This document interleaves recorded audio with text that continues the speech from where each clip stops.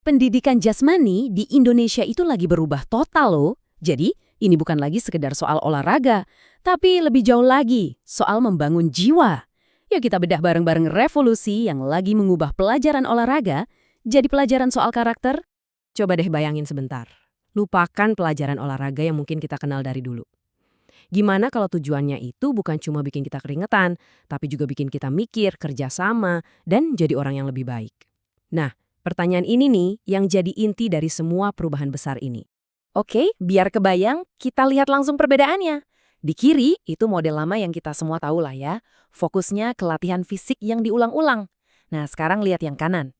Ini dia era baru pendidikan jasmani, olahraga, dan kesehatan. Atau kita singkat aja PJOK. Fokusnya geser total ke arah berpikir kritis, strategi tim, dan yang paling penting, pembentukan karakter. Jadi ini bukan lagi soal seberapa kuat badanmu, tapi lebih ke kamu jadi orang seperti apa saat melakukannya. Terus, apa sih yang jadi otaknya perubahan besar ini? Semuanya itu berakar dari sebuah filosofi inti, semacam cetak biru buat siswa-siswi Indonesia di masa depan. Yuk kita lihat kerangka kurikulum barunya.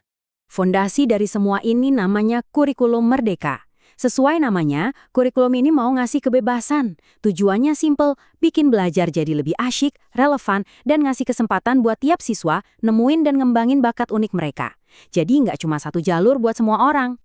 Dan inilah tujuan akhirnya, yaitu menciptakan profil pelajar Pancasila. Anggap aja ini adalah visi tentang lulusan yang ideal.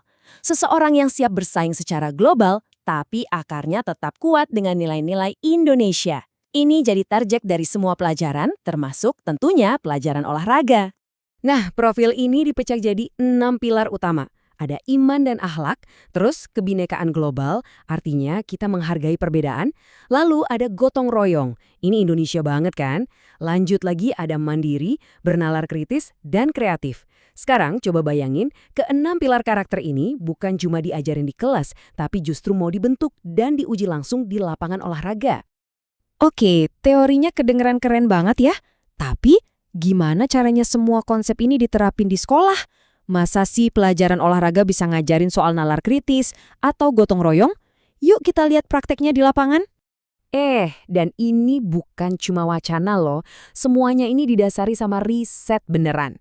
Ada sebuah studi dari jurnal Physical Health Recreation yang ngeliatin secara mendalam gimana ide-ide ini dijalankan. Jadi, kita punya data konkret soal apa yang berhasil dan apa aja tantangannya. Nah, cara utama buat nerapin ini adalah lewat yang namanya Proyek P5. Nama panjangnya sih Proyek Penguatan Profil Pelajar Pancasila. Gampangnya, Proyek P5 ini adalah semacam proyek belajar lintas mata pelajaran yang sengaja dirancang buat ngebangun ke-6 dimensi karakter tadi secara langsung. Wah, ini contohnya seru banget. Ada Proyek P5 namanya Bangunlah Jiwa dan Ragamu. Jadi di sini siswa nggak cuma olahraga biasa, tapi mereka juga ngelestariin permainan tradisional kayak tarik tambang dan balap karung. Kerennya lagi, proyek ini nyambungin pelajaran PJOK, IPS sampai bahasa Indonesia.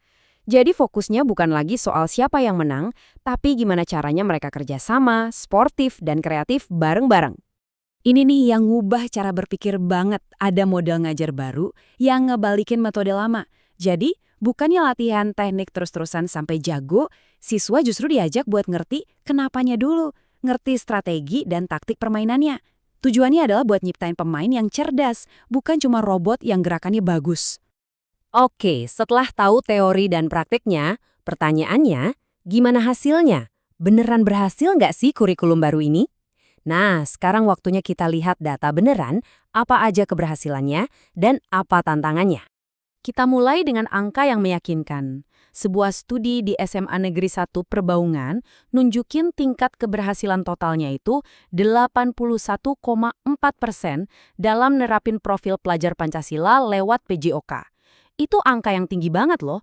Artinya, di lapangan, konsep ini beneran jalan.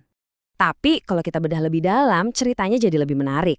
Lihat deh, dimensi iman dan akhlak mulia itu skornya paling tinggi, 84,5%.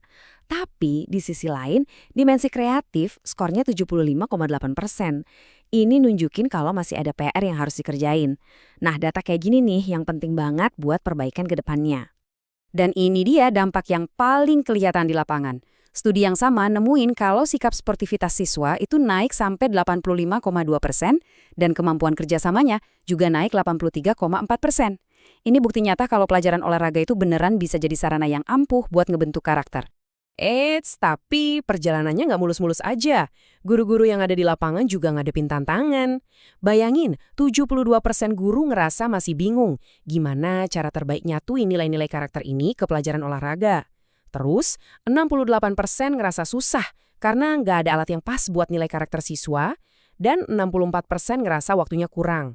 Ini suara-suara penting langsung dari lapangan. Dan kalau kita lihat gambaran besarnya dari berbagai studi, tantangannya mirip-mirip. Banyak guru yang ngaku kalau emang susah buat keluar dari zona nyaman cara ngajar yang lama. Terus, masalah klasik kayak kurangnya fasilitas juga masih jadi PR besar. Dan yang gak kalah penting, banyak guru ngerasa ketinggalan soal pemanfaatan teknologi buat belajar. Ini adalah perjuangan nyata di balik angka-angka tadi. Oke, kita udah tahu apa yang berhasil. Kita juga tahu apa tantangannya. Pertanyaan selanjutnya, ya terus gimana? Gimana caranya kita maju dari sini dan ngatasin semua hambatan ini? Yuk, kita lihat beberapa kemungkinan solusinya. Oke, kita fokus ke salah satu masalah utama tadi, soal keterampilan media dan teknologi. Kalau ternyata gurunya yang kesulitan, gimana kalau justru teknologinya yang kita pakai buat ngebantu? Gimana kalau alat digital itu kita pakai buat memperkuat peran guru, bukan menggantikan? Soalnya, teknologi itu nawarin banyak banget kemungkinan. Coba deh bayangin siswa pakai wearable device buat ngukur detak jantung mereka sendiri. Atau pakai aplikasi buat analisis video teknik lari mereka. Bahkan bisa ada laboratorium virtual buat simulasi strategi permainan. Ini semua adalah alat-alat yang bisa bikin belajar jadi jauh lebih kaya. Dan ini dampaknya udah terukur. Ada penelitian yang nunjukin kalau penggunaan media digital bisa ningkatin keterampilan motorik siswa sampai 15%. Coba bandingin sama kelompok yang nggak pakai, peningkatannya cuma 5%. Angka ini nunjukin banget seberapa kuatnya teknologi sebagai alat bantu belajar. Tapi, tentu aja kita juga harus realistis. Teknologi itu bukan solusi ajaib. Masalah kayak akses internet dan perangkat yang nggak merata itu masih ada. Dan yang paling penting, gurunya juga perlu pelatihan yang cukup biar bisa pakai alat-alat ini dengan efektif. Kalau ini nggak diatasi, ya potensi teknologinya jadi nggak maksimal. Pada akhirnya, semua ini balik lagi ke satu pertanyaan yang sangat mendasar. Waktu kita ngerancang pendidikan buat masa depan, apa sih yang sebenarnya jadi prioritas kita? Apakah tujuannya itu buat nyiptain individu yang paling cepat dan paling kuat? Atau buat nyiptain generasi yang tahu caranya kerjasama, saling dukung, dan mencapai garis finish bersama-sama? Jawaban kita atas pertanyaan itulah yang akan membentuk masa depan pendidikan di Indonesia.